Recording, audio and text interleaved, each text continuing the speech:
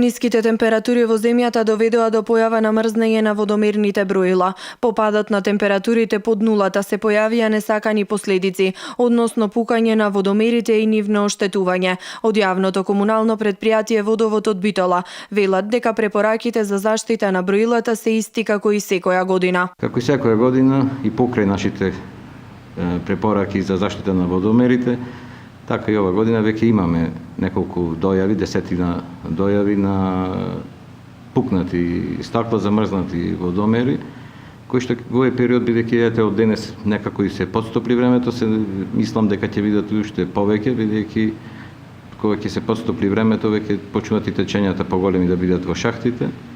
Екипите наши се мобилни, секој ден, дури во сабота и во недела имаме дежурни екипи. Граѓаните можат слободно да пријават и извршиме замена на таквите водомери. Надлежните потенцираат дека потребно е граѓаните да ги заштитат броилата со обвивање на водомерите или со покривање на шахтите со изолационен покрив, навремено откривање и пријавување на настанатиот дефект, значи и пониски сметки.